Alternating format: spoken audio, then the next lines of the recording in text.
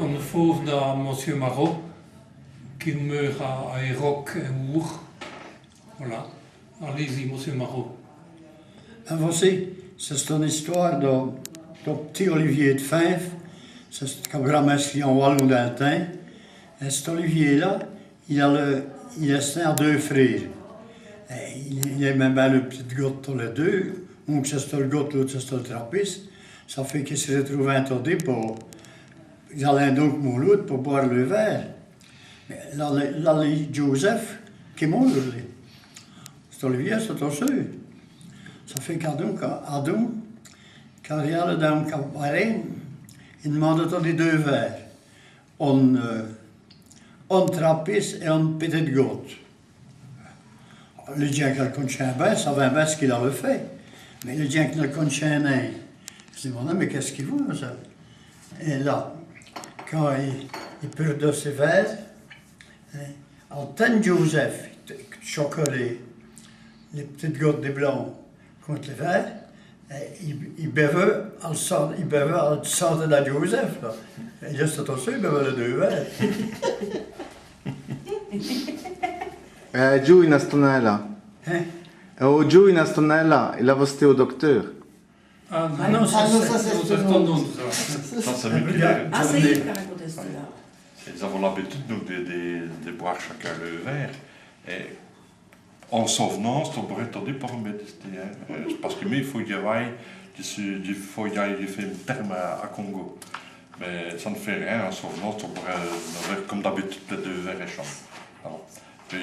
Et on joue, ils s'amènent au cabaret. Vous avez l'habitude de les mettre chaque cause à deux verres, parce qu'ils étaient tous les deux à la même heure, le même jour de le savoir.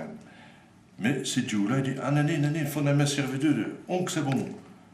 Ah, tu sais, les beaux chels, le cabaret. Ben, votre camarade, il est mort?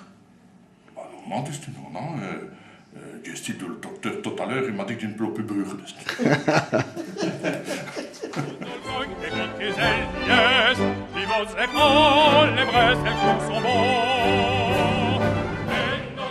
Qui va à Bruxelles pour le premier cours des vies.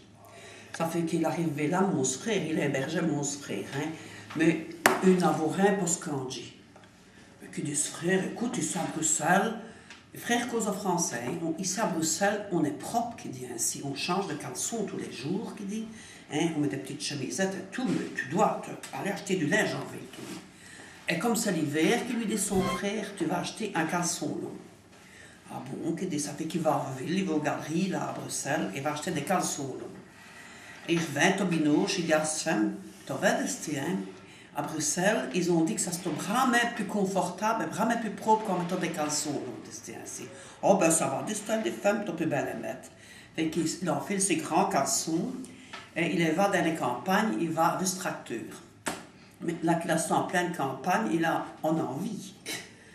Ça fait qu'il bâche le pantalon, il va trier au bouchon, mais il revient de tirer le caleçon, il n'a pas l'habitude de les mettre. Ça fait qu'il va trier le bouchon, et il fait. Et puis il se retourne.